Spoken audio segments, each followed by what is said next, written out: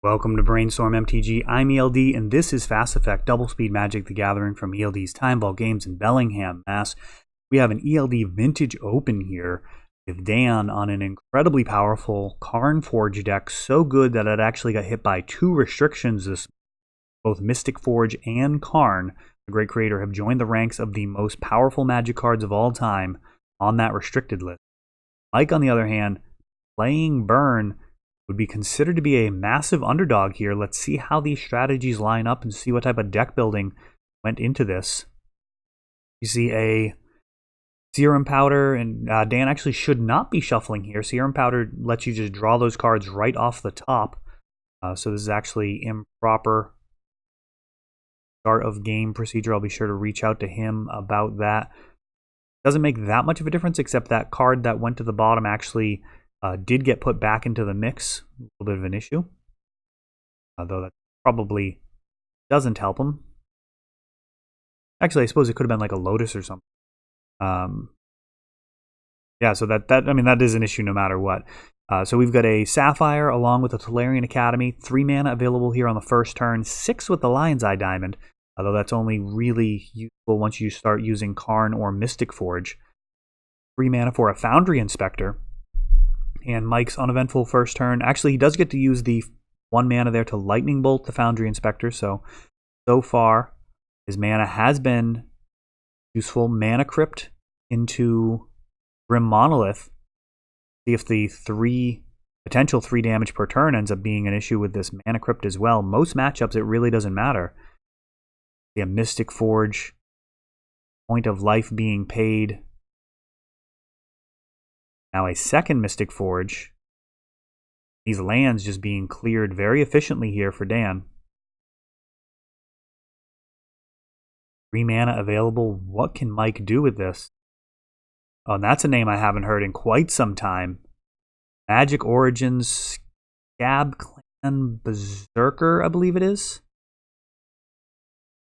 Dan losing the role. Now every non-creature spell he plays, he's going to be taking 2 damage.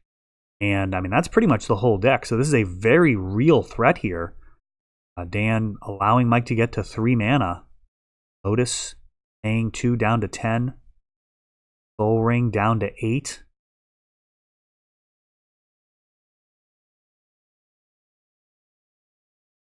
And playing off the top. Slightly different way than people typically use that term. He is quite literally able to just play whatever he wants off the top of his library. The whole deck now down to 5. And Mike going to take that opportunity to let him know, hey, I've got a Fire Blast here. And that puts Dan down to just 1 life. So he's going to pack it in. Can't play any more spells there. Karn was right on top. And that would have been it. Would have been very close. Karn would have been able to come down, fetch 1 thing. Don't believe he had an untapped Voltaic Key, but if he did, that would have been infinite terms with Time Vault. That would have been game. So very, very close there. Mike pulling that one out with Fire Blast, a key card for Burn in really any format that it's played in.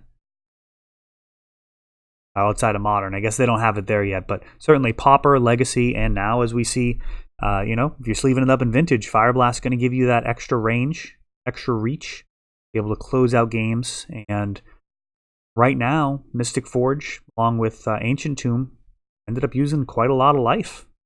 Did a lot of the work for Burn. This morning, Fastbond just got unrestricted. Don't think it's ever been unrestricted in my play experience. Playing a really long time, back and revised, but tournament Magic really for me started more in the late 90s. This whole time, Fastbond's been restricted. Has been a card that people have talked about unrestricting here. It is not good in multiples. That much is certain. Effect. A Mental Misstep getting the axe at the same time. That those Fastbonds more likely to resolve. Even if Gush was unrestricted, I'm not sure how many Fastbonds I'd run. See what type of impact that unrestriction makes.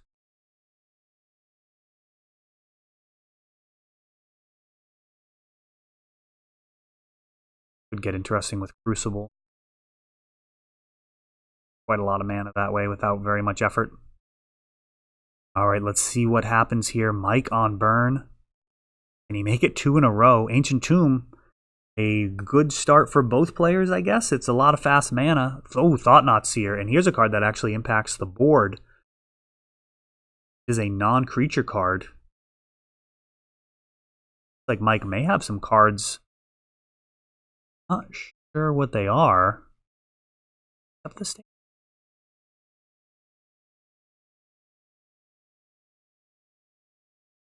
Alright. So Fire Blast taken. Dan learned his lesson last time. Grafdigger's Cage. Good bit of sideboarding there for Mike. That's going to stop the Mystic Forge. Players can't play cards from graveyards or libraries. The or libraries part, very important there. Now Manifold Key.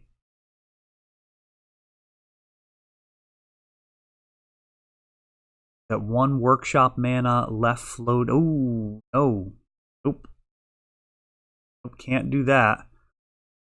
So workshop mana being used for Manifold Key, I believe.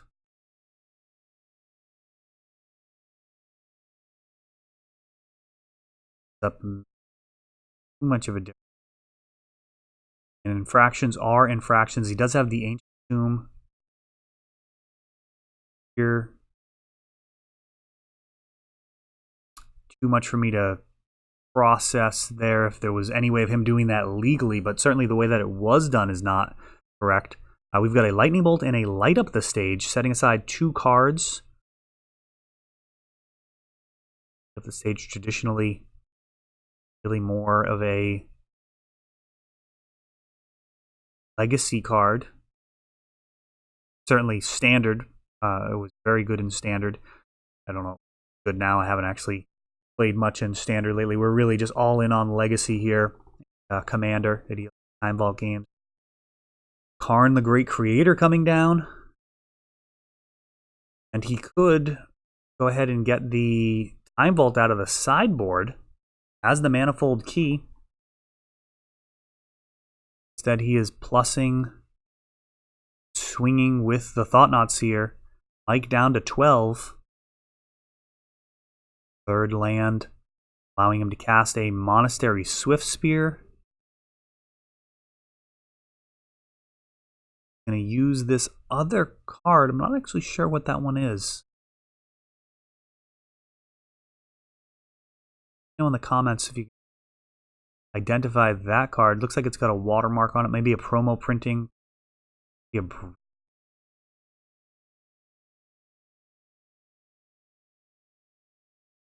Did clear out that key. However, Dan has another one. Grabbing it. And now untap Mana Vault if he's able to stabilize. Stop taking a point of damage off of that each turn. Sensei's Top being spun.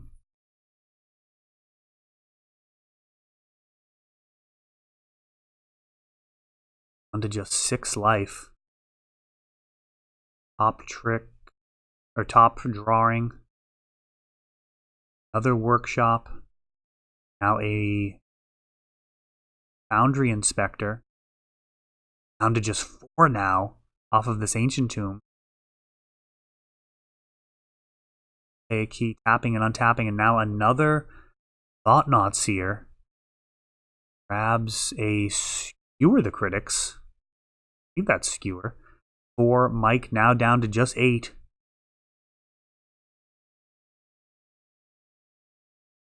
Not marking down on the life totals there. 8 to 4 after that swing. No block. Foundry Inspector is taken out with the mystery card. Rift Bolt being suspended.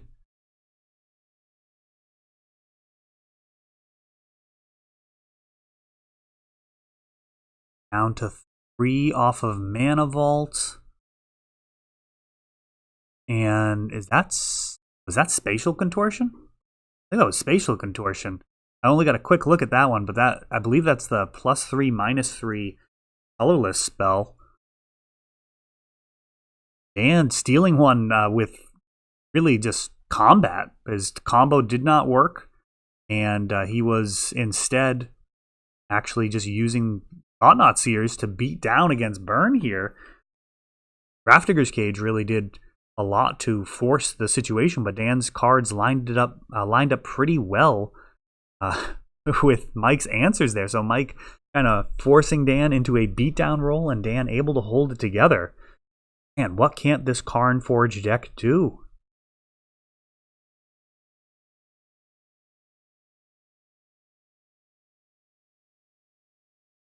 Mike going to be on the play here.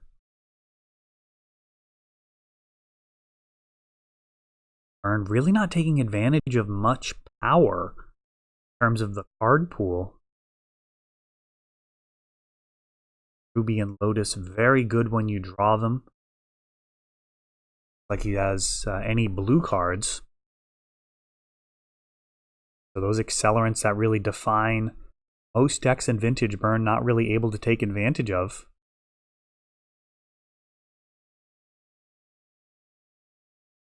Some new printings in there, which is fun. The Fewer the Critics, a relatively new card. Found Chalice of the Void. Some formats, not as big a deal in Vintage, given that there's only the Singleton Chalice. So Burn is very loaded up on one spells. I suppose Mental Misstep is a little bit of a consideration there. Being able to pay 1 blue, counter your spells is pretty harsh. Them paying the 2 life, not really super helpful. Saving them a point of life, try and bolt them. I mean, you're fine with that as a Burn player. And Swift Spear, solid start here for Mike. Something like Ruby a Bolt would have been a much more welcome start. But 1 mana floating here, Grim Monolith, Manifold Key, and 6 mana potentially available here. 2 floating. Now up to 5. 4 being spent for a Mystic Forge. And Dan off to the races here, paying a point of life. And Sensei's top. 1 more mana to spin top. Just putting himself in excellent space here. Going to be able to leave that City of Traders on top to draw for turn. And a couple of colorless cards underneath. This could be it. It looks like he's got a Karn on the top. We'll need to use that Manifold Key as part of this, though. So he can... Oh, so close. This Manifold Key.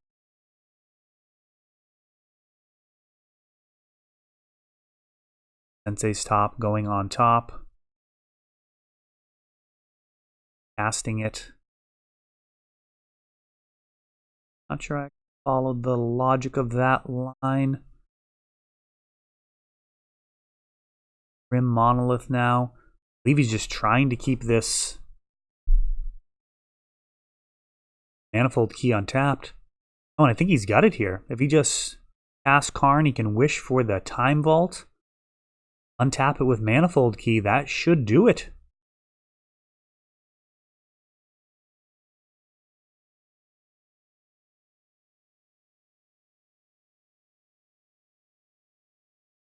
What he's getting. Got to be Time Vault, right? There it is. Oh, he's got to cast it. I'll be all right. For some reason, I was thinking about it as a Tinker. Not at all the case.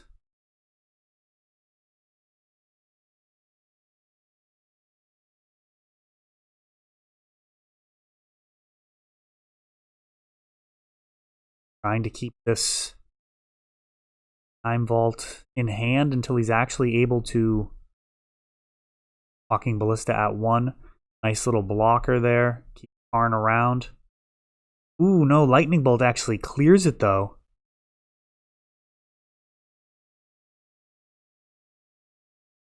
A lot of text on that card. Oh, is that Null Rod?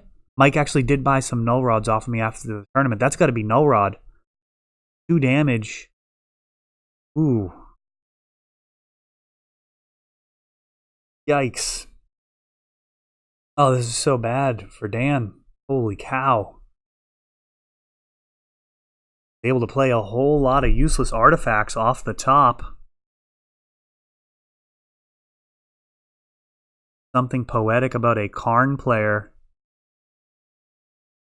getting shut down by the Null Rod effect. Of course, Karn a one-sided Null Rod. Even in spite of that, though, Dan able to get down a couple of Foundry Inspectors, threatening to easily win this race.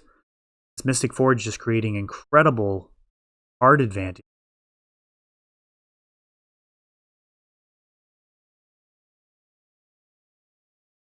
Super rough here. Mike kind of drawing perhaps his most impactful card. Looks like it may not be good enough. Burn just may be too tough of a...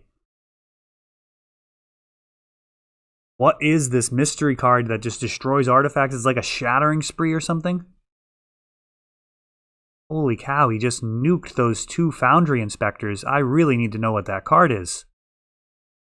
City of Traders goes away. Ancient Tomb coming down 2 life. Being used. Thought Knot Seer. Maybe this one can stick around.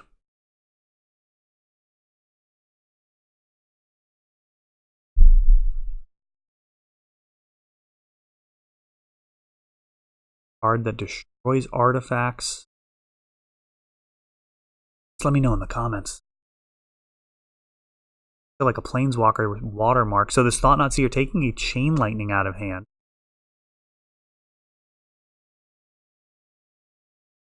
Scab Clan Berserker down. If that thing gets Renown, that's going to be a problem. Ooh. Karn Scion of Urza. Paying 4 life for that. And getting a gigantic construct here. So many artifacts. This Mystic Forge. Thought Knot Seer holding back. Probably just going to look to get a couple of swings in with the 12/12. Rift Bolt suspended.